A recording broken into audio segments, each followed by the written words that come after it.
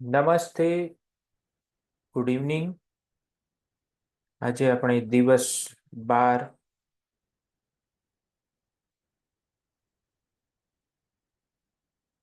અહીં બધું તમને મદદ કરવા માટે છે. બુક રીડિંગમાં આપ સૌનું સ્વાગત છે.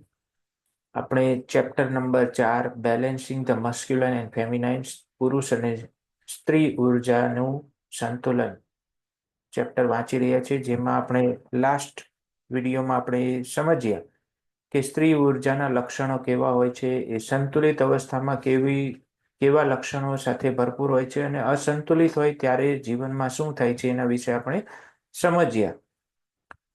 હવે આપણે આગળ વધીશું. Ending the war of polarity, એટલે કે આ જે બે ભાગમાં જે દ્વૈતમાં જે વહેંચાયેલું છે એ ધ્રુવીયતાનો અંત, ધ્રુવીયતાના યુદ્ધનું અંત કેવી રીતે થશે. સાલેમ વિચ ટ્રાયલ્સ, એટલે કે આ એક ટ્રાયલ હતું, એટલે કે કોર્ટ મેટર હતી. I think 1862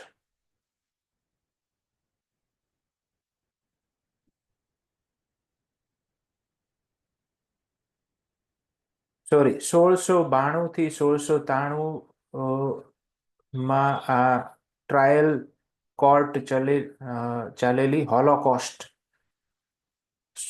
Salem which trials, Holocaust, ભ્રષ્ટ રાજકીય શાસન, ગુલામી, ધર્મયુદ્ધ અથવા 9/11, એટલે કે જે અમેરિકામાં જે હુમલાઓ થયેલા એના વિશે વાત છે. 9/11ના હુમલાઓ સામે બોલનાર કલાકારો અને લેખકોની ફાંસીની સજા આપણે ઇતિહાસની અસંખ્ય ક્ષણો તરફ નિર્દેશ કરી શકીએ છીએ, જ્યારે ધ્રુવીયતાનું આંતરિક વિભાજન પુરુષને દૈવી સ્ત્રીની શક્તિને દબાવવા, વર્ચસ્વ અને વાંધાજનક બનાવવાનું કારણ બન્યું છે. તો આપણે જોઈએ તો આ જે ટ્રાયલ્સ થઈ હતી, જેમાં એવા લોકોની ઉપર કેસ દાખલ કરવામાં આવેલો જે લોકો એના એવું કહેવાય કે બ્લેક મેજિક કરીને બીજાની ઉપર એ બ્લેક મેજિકનો ઉપયોગ કરીને મેજિકલ પાવરથી બીજાને હાનિ પહોંચાડવી. તો આવા 30 લોકોની ઉપર કેસ થયેલો અને એની ઉપર ચુકાદો લડવામાં આવેલો અને એની ઉપર કેસ લડવામાં આવેલો અને છેલ્લે એમાંથી 19 જણને ફાંસીની સજા થઈ, મૃત્યુની સજા થઈ, અને બાકી બીજા બધાની ઉપર કેસ ચાલતો રહ્યો અને અમુક લોકોને કાયમી જેલમાં મોકલી દેવામાં આવ્યા, જ્યાં એ લોકો બીમાર પડે અને મરી જાય. તો એવી જ રીતે હોલોકોસ્ટ, પછી ભ્રષ્ટ રાજકીય શાસન, આ બધા એના જ પાર્ટ છે. કેના? ગુલામી, ધર્મયુદ્ધ અથવા તો 9/11 જેવા આતંકી હુમલાઓ સામે બોલનાર કલાકારો અને લેખકોને ફાંસીની સજા, આ લોકોની સામે બોલનાર કલાકારો અને લેખકોને ફાંસીની સજા આપણે ઇતિહાસની અસંખ્ય ક્ષણો તરફ નિર્દેશ કરી શકીએ છીએ, જ્યારે આ ધ્રુવીયતાનું આંતરિક વિભાજન થયું. એ ધ્રુવીયતા આંતરિક છે, એનું વિભાજન થયું અને એ વિભાજનને લીધે પુરુષને દૈવી સ્ત્રીની શક્તિને દબાવવા, વર્ચસ્વ અને વાંધાજનક બનાવવાનું કારણ બન્યું છે. એ યાદ રાખવું અગત્યનું છે કે આવા અત્યાચારો માત્ર સ્ત્રીલિંગ સુધી જ મર્યાદિત નહોતા, પરંતુ તે તમામ જીવો સામેલ હતા જેમણે આંતરિક સ્ત્રીત્વના ગુણોને મૂર્તિમંત અને પ્રસારિત કર્યા હતા. એ જે લોકો પોતાની અંદર રહેલી સ્ત્રી ઉર્જાને મૂર્તિમંત કરે છે, બહાર દેખાડે છે, પ્રસારિત કરે છે, એ બધા લોકોને દબાવવામાં આવ્યા હતા. એ બધા લોકો વિરુદ્ધ કાર્યવાહી થઈ હતી. આપણે ઇતિહાસની પળોને જોઈએ તો એ બધા લોકોને નાશ થયો છે, એ બધા લોકોને દબાવવામાં આવ્યા છે. વધુ સ્પષ્ટ રીતે સ્ત્રીની ઉર્જા પ્રત્યે આક્રમકતાના ઇતિહાસને માનવતાની નિર્દોષતા સામે સતાવણીના કૃત્યો તરીકે જોઈ શકાય છે. તો આપણે આ કૃત્યોને કેવી રીતે જોઈ શકાય? તો કે એક સતામણીના કૃત્યો તરીકે જોઈ શકાય છે. કયા કૃત્યોને? તો તો કે ભાઈ વધુ સ્પષ્ટ રીતે જોઈએ તો જે સ્ત્રીની ઉર્જા પ્રત્યે જે આક્રમકતાના ઇતિહાસ છે એને આપણે માનવીય નિર્દોષતાની વિરુદ્ધ સતામણીના કૃત્ય તરીકે જોઈ શકાય છે. માનવતા શા માટે આવા અવિરત દુરુપયોગનો વિષય બની રહી છે? તેનું કારણ એ છે કે કેવી રીતે પરસ્પર જોડાણની માન્યતા સમયના પ્રારંભથી મનુષ્યમાં ધીમે ધીમે પરંતુ સતત વિકસિત થઈ રહી છે. કારણ કે વાસ્તવિકતા સ્વતંત્ર ઈચ્છા દ્વારા સંચાલિત આંતરપરિમાણીય હાઇપર સ્પેસમાં બનાવવામાં આવી હતી. હાઇપર સ્પેસ એટલે બહુ વિશાળ સ્પેસ, વિશાળ જગ્યામાં એકાબીજાના દ્વારા સ્વતંત્ર ઈચ્છા દ્વારા સંચાલિત આંતરપરિમાણીય એટલે કે એ બધા જોડાયેલા છે ને એના દ્વારા એ બનાવવામાં આવ્યું હતું. એવી જગ્યામાં ચેતનાના ઉત્ક્રાંતિએ વ્યક્તિગત અને સામૂહિક જાગૃતિને વધુ સુમેળભર્યા અને હૃદય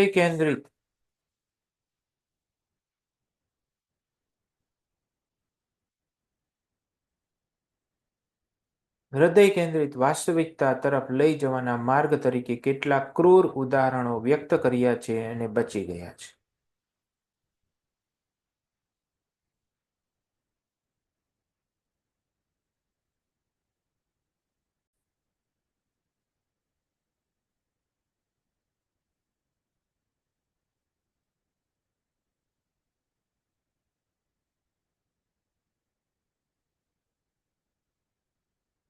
તો આપણે સમજ્યા કે ચેતનાના ઉત્ક્રાંતિએ વ્યક્તિગત અને સામૂહિક જાગૃતિને વધુ સુમેળભર્યા અને હૃદય કેન્દ્રિત વાસ્તવિકતા તરફ લઈ જવાના માર્ગ તરીકે કેટલાક ક્રૂર ઉદાહરણો વ્યક્ત કર્યા છે અને બચી ગયા છે. કેટલાકે આ વ્યક્ત કર્યા છે અને કેટલાક બચી ગયા છે. પેઢીઓના ભ્રષ્ટાચાર અલ્ટિમેટલી ચાહે ક્રૂરતાથી બી આપણે અલ્ટિમેટલી આપણી ચેતનાની ઉત્ક્રાંતિ તરફ જવાનું છે. પેઢીઓના ભ્રષ્ટાચાર, રક્તપાત અને અવિશ્વાસની દૈવી સ્ત્રીત્વ પર પ્રક્ષેપણ કર્યા પછી આપણે દરેક જે શ્રોતાઓ સાંભળી રહ્યા છે એ પોતાના પેઢીઓની હિસ્ટ્રી જોશે, ખંખોળશે તો એમાં ખબર પડશે કે ભાઈ આ ભ્રષ્ટાચાર, રક્તપાત અને અવિશ્વાસ એ દૈવી સ્ત્રીત્વ પર કેવી રીતે પ્રક્ષેપણ કર્યું છે, કેવી રીતે એની ઉપર લાદવામાં આવ્યું છે. એનું પ્રક્ષેપણ કર્યા પછી આપણે ઇતિહાસના એક મુખ્ય બિંદુએ પહોંચ્યા છીએ જ્યારે સ્ત્રી ઉર્જા પુરુષવાચી ઉર્જાને ગુસ્સે કરવા માટે સમાન શક્તિમાં પાછી ફરી રહી છે. હવે આપણે જોશું તો આજકાલના જમાનામાં સ્ત્રી ઉર્જાનું પ્રમાણ વધ્યું છે અને સ્ત્રીલિંગ એ પુરુષ લિંગની આગળ વધવા માટે જઈ રહી છે. ભલે આપણા ઉર્જા ક્ષેત્રો સ્ત્રીત્વને દબાવી દેનાર પુરુષવાચી ઉર્જાની યાદો સાથે એન્કોડ કરવામાં આવ્યા હોય કે સ્ત્રી ઉર્જા પુરુષ ઉર્જાને નકારી કાઢતા હોય, આપણે એક મહત્વપૂર્ણ ક્રોસ રોડ પર પહોંચ્યા છીએ. તે છે જ્યાં બાહ્ય સંઘર્ષો કે જે વ્યક્તિઓ અને જૂથોને સંપૂર્ણના સરવાળામાંથી વિભાજિત કરે છે તે આંતરિક પુરુષવાચી ઉર્જા અને સ્ત્રી ઉર્જાને વધુ સુમેળભર્યા સંતુલનમાં લાવીને ઉકેલી શકાય છે. જેમ જેમ દરેક માનવી પોતાની આંતરિક શક્તિઓને સંતુલિત કરે છે તેમ લોકો, સ્થાનો અને વસ્તુઓની બાહ્ય રમત વૈશ્વિક સમાનતા અને વ્યક્તિગત સમાવેશની વાસ્તવિકતાને પ્રતિબિંબિત કરવા પરિવર્તિત થાય છે. જ્યારે આ પુસ્તકનું મુખ્ય ધ્યાન અહંકારથી આત્મામાં સંક્રમણ છે, ટ્રાન્સફોર્મેશન છે, ત્યારે તે આપણી પુરુષવાચી ઉર્જા અને સ્ત્રી ઉર્જાની શક્તિઓને સંતુલિત કરવાની ચાવીઓ પણ પ્રદાન કરે છે, જે સુનિશ્ચિત કરે છે કે વોરથી રો તરફનું આપણું પરિવર્તન જેટલું જ તે વિસ્તૃત છે તેટલું જ સંતુલિત છે. જેટલી વિસ્તૃતતા આવશે આપણે વોરમાંથી રો તરફ જઈશું, જેટલું વધારે જેટલી વિસ્તાર થશે એનો એટલો જ સંતુલિત થતું જશે. આર એટલે કે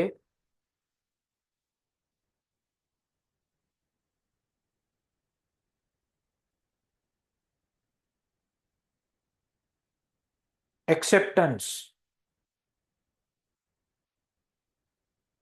રિસ્પેક્ટ.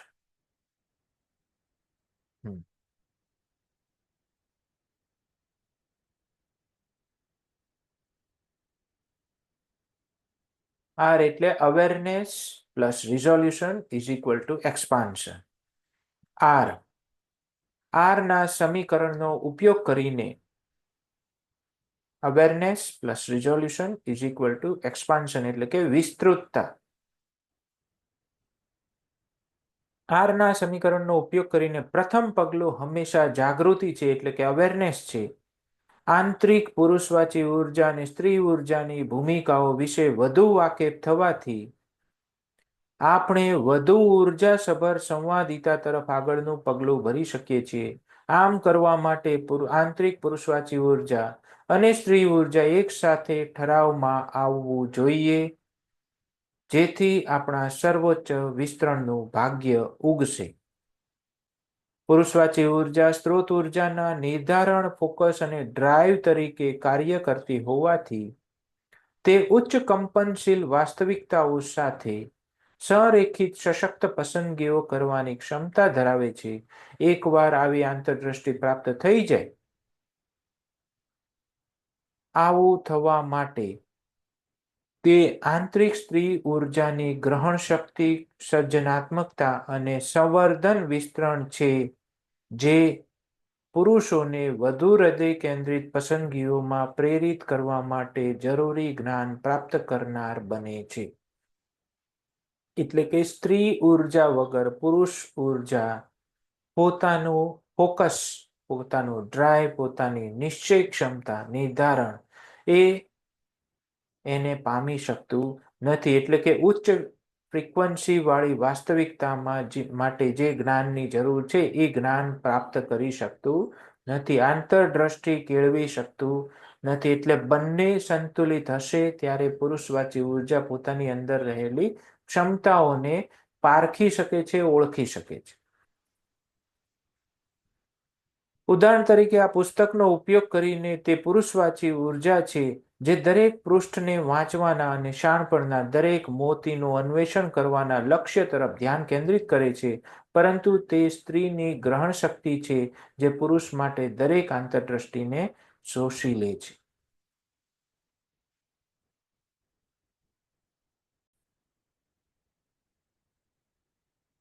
આજ પ્રકરણમાં નેક્સ્ટ ટોપિક છે એ છે મેલ્ટિંગ ઈચ બેરિયર, દરેક અવરોધને ઓગાળવું. પુરુષવાચી ઉર્જા અને સ્ત્રી ઉર્જાની શક્તિઓ એક સાથે કામ કરવા માટે આપણે નિયમિત ધોરણે શ્વાસ સાથે સંરેખિત થવું જોઈએ, એટલે રેગ્યુલરલી મેડિટેશન કરવું પડશે, જેથી એક બાજુથી બીજી બાજુ વિભાજિત થતી કોઈ પણ અવરોધને ઓગાળી શકાય. આપણે પ્રકરણ 3માં શીખ્યા તેમ શ્વાસ સાથે સંરેખિત થવું એ આદર, સ્વીકૃતિ અને સ્વાગતના 3 રો લક્ષણોમાંના એટલે કે રિસ્પેક્ટ, એકનોલેજમેન્ટ એન્ડ વેલકમ, આ 3 રોના લક્ષણો છે. એમાંના 3 પ્રત્યેકને બધું એક સાથે સક્રિય કરવાનો એક માર્ગ છે, એવું આપણે પ્રકરણ 3માં સમજ્યા. જો તમે એ પ્રકરણ 3નો વિડીયો સાંભળ્યો ન હોય તો તમે ડિસ્ક્રિપ્શન બોક્સમાં જઈને આ બુકના વિડીયો લિંક છે એમાંથી તમે સાંભળી શકો છો. જ્યારે આપણે આપણા અનુભવો દ્વારા શ્વાસ લેવાનું પસંદ કરીએ છીએ ત્યારે આપણે આંતરિક પુરુષ ઉર્જા અને સ્ત્રી ઉર્જા સમકક્ષોને આપણા ક્ષેત્રમાં પરિભ્રમણ કરતા સંઘર્ષની પેટર્નને ઉકેલવા માટે ઉચ્ચ સ્તરના સંરેખણમાં પ્રવેશવાની મંજૂરી આપીએ છીએ. એટલે જ્યારે આપણે આપણી તકલીફોની ફિલિંગમાં હશું, એ ફિલિંગને સ્વીકારીને જ્યારે એને આપણા કોન્શિયસ બ્રીથિંગ સાથે જ્યારે એને જોતા રહીશું, ત્યારે શું કરીએ છીએ, ત્યારે આપણી અંદર રહેલી જે બંને ઉર્જાઓ છે, પુરુષ ઉર્જા અને સ્ત્રી ઉર્જા, એ બંને ઉર્જાને એક સાથે એમાં પ્રવેશવા માટે, હાયર કોન્શિયસનેસ સાથે એમાં પ્રવેશવા માટે મંજૂરી આપીએ છીએ. દરેક શ્વાસ સ્ત્રી ઉર્જાની ગ્રહણ શક્તિનું પ્રતિનિધિત્વ કરે છે. શક્તિ, હિંમત અને સલામતીની ભાવના સાથે જોડાય છે. અને શ્વાસ આપણને તમામ સ્તરો અને સ્તરોને શુદ્ધ અને પોષવા માટેની પરવાનગી આપે છે. શ્વાસ બહાર મૂકવો એ પુરુષની આદર કરવા, સ્વીકારવા અને વધુ કેન્દ્રિત હેતુ સાથે આવકારવા માટેની ડ્રાઈવનું પ્રતિનિધિત્વ કરે છે.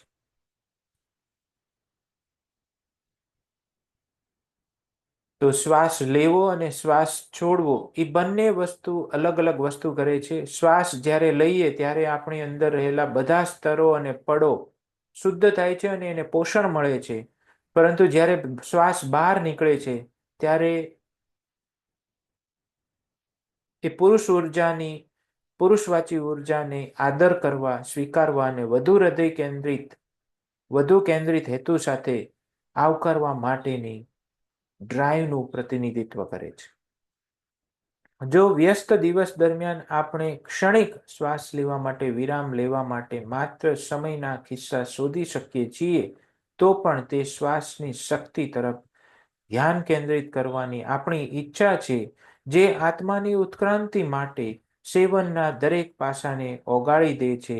પુરુષવાચી ઉર્જા અને સ્ત્રી ઉર્જાની બંનેએ પીડિત અને પીડિતતાની તરીકેની ભૂમિકાઓ ભજવી હોવાથી દુરુપયોગનું દરેક ચક્ર જ્યારે વધુ ઉર્જાસભર રિઝોલ્યુશન એટલે કે સોલ્યુશન તરફનો શ્વાસ લે છે ત્યારે ઉકેલી શકાય છે. આ બધી જ ભૂમિકાઓ જે પીડિતતાની છે, આપણી સ્ત્રી ઉર્જા અને પુરુષવાચી ઉર્જા બંનેએ આ પીડિતતા ભોગવેલી છે, એની ભૂમિકા ભજવેલી છે.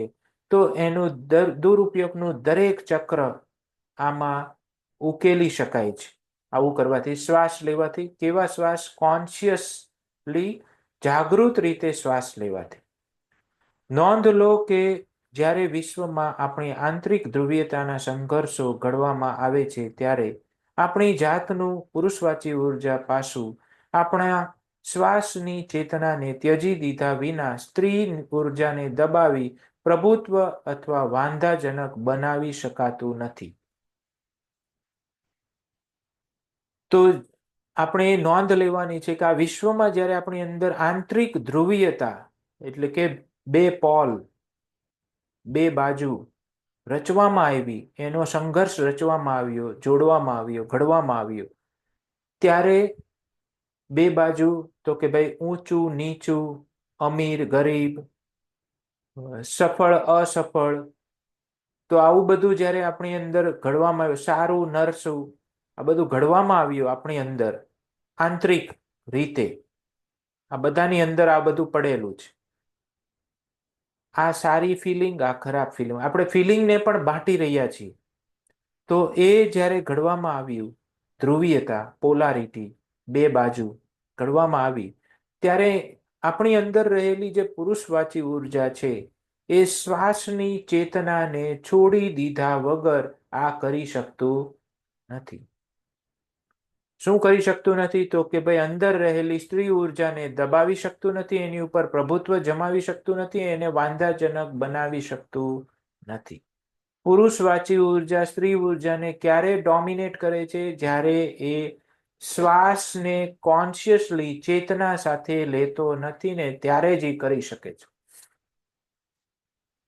તો જેમ જેમ શ્વાસને અવગણવામાં આવે છે અથવા અર્ધજાગૃતપણે નકારવામાં આવે છે, અસંતુલિત પુરુષ ઉર્જા તેની પીડા ત્યારે અસંતુલિત પુરુષ ઉર્જા તેની પીડા, અસલામતી અને નબળાઈઓને સ્ત્રી ઉર્જાની નિર્દોષતા પર રજૂ કરવાનો પ્રયાસ કરે છે, તેના શ્વાસને દૂર કરવાનો પ્રયાસ કરે છે. શ્વાસ જ શક્તિ છે. એટલે જે કોઈ મેડિકલ ફિલ્ડના હશે એ લોકોને ખબર પડી જશે કે કેવી રીતે એ શક્તિ છે. શ્વાસ જ શક્તિ છે, શ્વાસ જ શિવ છે. તો જો શિવ એ શ્વાસ છે એવું કહેવાય છે, આપણા શાસ્ત્રોમાં લખેલું છે કે જીવ એ જ શિવ, અને જીવ છે એ શ્વાસથી છે. શ્વાસ ન રહી તો જીવ જતો રહે છે, એટલે કે શિવ જતો રહે છે. એવું કહેવાય છે કે જીવ એ શિવ ને શિવ એ જીવ, પરંતુ જીવ છે એ શ્વાસ થકી ચાલે છે. તો એનો મતલબ આપણે સીધું કહી શકીએ કે શ્વાસ એ શિવ છે અને શ્વાસ એ જ શક્તિ છે, કારણ કે શિવ અને શક્તિમાં કોઈ અંતર નથી, બે એક જ વસ્તુ છે. જો તમે દેવો કે દેવ મહાદેવ સિરિયલ જોઈ હોય, લાઈફ ઓકે પર આવતી હતી, તો એમાં તમને એક પ્રસંગ જોવા મળે છે જેમાં શંકર ભગવાનને શ્રાપ મળે છે કે એની કોઈ પૂજા ન કરી શકે. તો પછી બ્રહ્મદેવ અને કૃષ્ણ ભગવાન એ સતીની પૂજા, જેના હાથમાં સતીને બેસાડે છે અને એના હાથમાં શિવલિંગને રાખે છે અને એની પૂજા કરે છે, જેથી એ શાપનું ત્યાં સોલ્યુશન થઈ જાય છે, ત્યાં ખતમ થઈ જાય છે અને ફરીથી શિવજીની પૂજા બધા કરી શકતા થઈ જાય છે. તો એનો ત્યાંથી એ સમજવાનું છે કે શિવ અને શક્તિ બંને એક છે, કશું અલગ નથી. તો શ્વાસ એ જ શક્તિ છે. અને મેડિકલી જો સમજાવું, મેડિકલ સાયન્સ પ્રમાણે, તો આપણે જે શ્વાસ લઈએ છીએ એમાં ઓક્સિજન આપણા શરીરની અંદર જઈ રહ્યો છે. ઓક્સિજન વગર કોઈ પણ જાતની મેટાબોલિક પ્રોસેસ, એટલે આપણા શરીરમાં ઉર્જા ઉત્પન્ન કરનારી કોઈ પણ જાતની પ્રોસેસીસ પદ્ધતિઓ થતી નથી. ઓક્સિજન હોય તો જ ઓક્સિડેશનની પ્રોસેસ થશે અને ઓક્સિડેશનથી જ સૌથી વધારે ઉર્જા ઉત્પન્ન થાય છે. ઓક્સિડેશન એ ઓક્સિજનથી થાય છે. H+ આયન આપણા શરીરમાં હોય, હાઇડ્રોજન આયન, જેનું ઓક્સિડેશન થાય એટલે ભરપૂર ઉર્જા ઉત્પન્ન થાય. તો શક્તિ શ્વાસ છે, શ્વાસ એ જ શક્તિ છે. તો શ્વાસને દૂર કરવાનો પ્રયાસ કરે છે ક્યારે? જ્યારે આપણે શ્વાસને અવગણીએ છીએ, ત્યારે આપણે અર્ધ જાગૃતપણે જ્યારે એને નકારીએ છીએ, ત્યારે આપણી પુરુષ ઉર્જા અસંતુલિત થઈ જાય છે. કેમ? કારણ કે સ્ત્રી ઉર્જાને આપણે નકારી છે ત્યારે. એ જ રીતે નારી ઉર્જા પણ તેના શ્વાસને છોડી દીધા વિના અર્ધ અજાગૃતપણે પુરુષવાચી ઉર્જાને રક્ષણ અથવા પ્રતિશોધના સ્વરૂપો તરીકે બદલી શકતી નથી. આથી જ કોઈ પણ પ્રકારનો જુલમ શ્વાસ સાથેના આપણા સંરેખણથી દૂર થઈને જ થઈ શકે છે. કોઈ પણ પ્રકારનો જુલમ કે કોઈ પણ પ્રકારનો ભ્રષ્ટાચાર અથવા કોઈ પણ પ્રકારની આપણી સાથે કોઈ પણ પ્રકારની પ્રોબ્લેમ થઈ હોય, તો એ આપણે શ્વાસને છોડી દીધો છે એટલે આપણી સાથે એવું બની રહ્યું છે. એટલે કે શ્વાસને છોડી દીધો એટલે કે શ્વાસને જાગૃત રીતે લેવાનું છોડી દીધું છે. કારણ કે શ્વાસ એ રો એટલે કે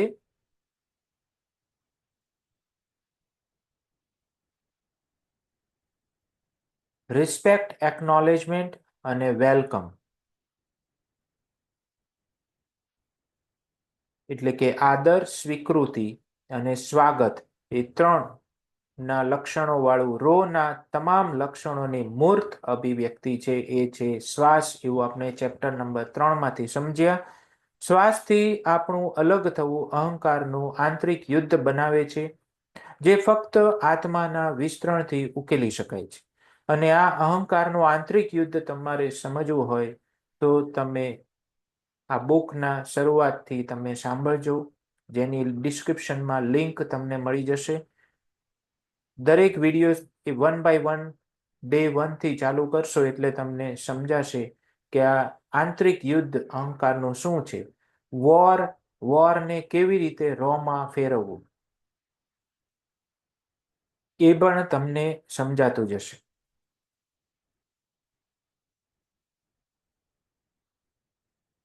અને આ આંતરિક યુદ્ધ ફક્ત આત્માના વિસ્તરણથી ઉકેલી શકાય છે. અને એ વિસ્તરણ કરવું હોય તો રોના 3 ગુણોને મૂર્તિમંત કરવા જોઈશે. અને એ 3 ગુણોને મૂર્તિમંત કરવા હોય તો શ્વાસ એ એવું આપણી પાસે ચાવી છે કે જે 3 ગુણોને એક સાથે મૂર્તિમંત કરી દે છે.